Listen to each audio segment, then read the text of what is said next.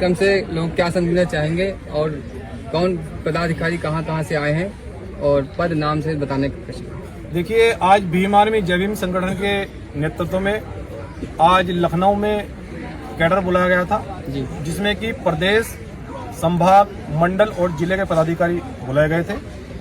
जो कैडर आज इतना शानदार रहा, बहुत शानदार आज कैडर हुआ। जो बाबा साहब डॉक्टर अंबेडकर का अधूरा सपना है और जो मान्यवर साहब काशीराम जी ने बहुजन समाज को शासक बनाने का जो सपना देखा था, उसको पूरा करने के लिए हमारे साथ में हमारे बीएसपी के पूर्व राष्ट्रीय अध्यक्ष, राष्ट्रीय कोऑर्डिनेटर श्रद्धेय हमारे बड़े भाई जयप्रकाश जी भी हमारे साथ में इस आंदोलन में बड़ी मजबूती से खड़े हो गए हैं। हम इस आंदोलन को पूरे देश के अंदर इतना मजबूत करने के लिए जा रहे हैं कि जो लोग ये कहते हैं कि अब बहुजन समाज शासक नहीं बन पाएगा, जो लोग ये कहते हैं कि बहुजन मूवमेंट अब कुछ नहीं कर पाएगा, लेकिन आज बहुजन समाज के युवा ने ये तय किया है और उन्हें ये ललकारा है कि ईमानदार बहुजन मूवमेंट के लोग आज भी समाज में काम कर रहे हैं। आज भी जो ईमानदार आंदोलनकारी हैं, जैसे हमारे श्रद्धेय जयप्रकाश जी हैं, वो कहीं किसी पार्टी में नहीं गए।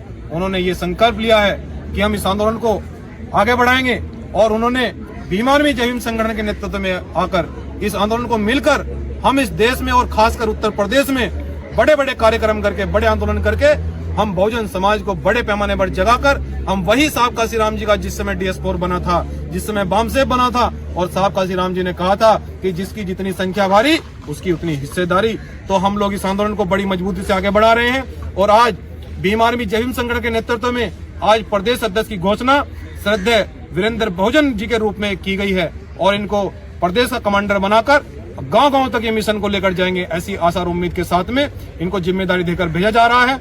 और आज पूरे प्रदेश के लोगों ने, मंडल के लोगों ने, जिले के लोगों ने ये संकल्प लिया है कि हम इस मिशन को किसी भी रूप में रुकने नहीं देंगे। हम मजदूर किसान के बच्चे, हम दलित, पिछड़े, अल्पसंख्यक, आदिवासी और हर तबके का व्यक्ति मिलकर हम बहुजन संतों महापुरुषों के मिशन को अब जब तक नहीं रोकेंगे, जब तक बाबा साहब का सपना, मान्यवर साहब काशीराम जी का सपना पूरा नहीं होता। बहुत बहुत धन्यवाद।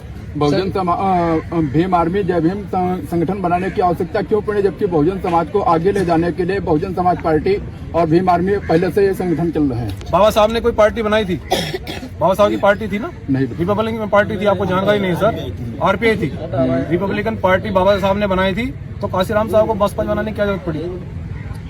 तो इसीलिए समय समय पर परिस्थितियां बदलती रहती हैं। अब ठंड है तो कल गर्मी होगी और फिर गर्मी के बाद हमें जो है ना फिर से स्वेटर निकालने पड़ेंगे, तो परिस्थिति के अनुसार चलना पड़ता है। आज बहुजन समाज का युवा क्या चाहता है, वो बहुजन देश आज क्या चाहता है?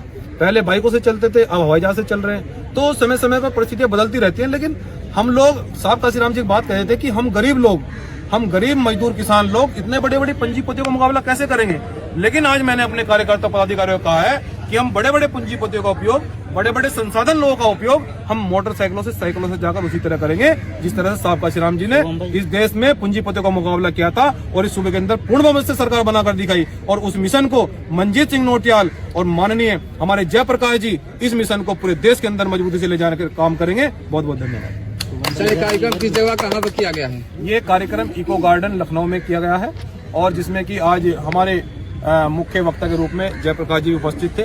बहुत सारे प्रदेश से लोग आए, बहुत सफल कैडर रहा और आगे आप देखते जाइए। मैं बहुजन समाज से खासकर एक अपील करता हूं कि आपने एक नए बिकने वाला आंदोलनकारी तैयार किया है, आपने एक नए बिकने वाला नेता तैयार किया है। तो वही साहब काशीराम जी कहे थे कि मुझे बिकाऊ नहीं, मुझे टिकाऊ आंदोलन की जरूरत है और उनका बेटा टिकाऊ आंदोलन करके दिखाएगा। धन्यवाद। यूपी के मुख्यमंत्री योगी आदित्यनाथ ने भी बयान दिया है कि बटोगे तो कटोगे, इस पर आपका क्या कहना है? हम न बटेंगे और न कटेंगे, हम केवल अब बहुजन समाज के लोग डटेंगे, संविधान को हाथ में लेकर गांव-गांव तक जाकर ये समझाएंगे कि जिसकी जितनी संख्या बारी उसकी उतनी हिस्सेदारी, आरक्षण जमीन लेकर रहेंगे। इसलिए न बटेंगे न डटेंगे, केवल न बटेंगे न कटेंगे, केवल डटेंगे और लड़ेंगे। भैया जिंदाबाद, जिंदाबाद, जिंदाबाद, जिंदाबाद, जिंदाबाद।